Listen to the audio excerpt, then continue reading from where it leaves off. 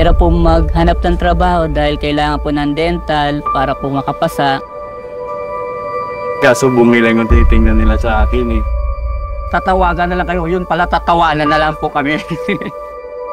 Pinakamalala, hindi pa na-interview, bagsak na po.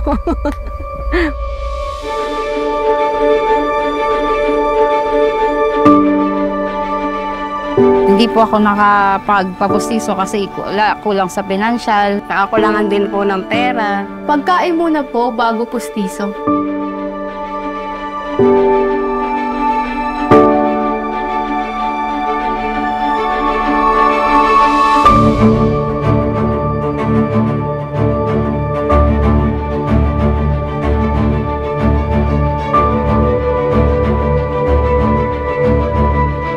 Pagka buo yung ngipin, they will be healthier. Mas confident sila na humanap ng trabaho, mas confident sila makipag-usap sa mga tao. Talagang maging maganda ang buhay nila.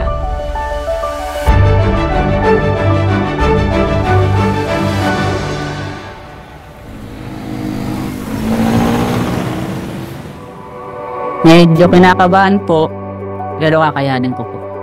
Siyempre po yung kaba talaga, kung matatanggap o hindi.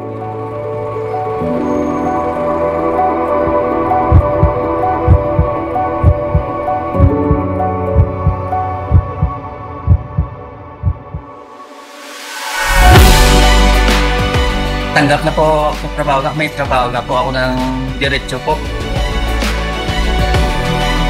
Pa, natanggap na ako sa trabaho.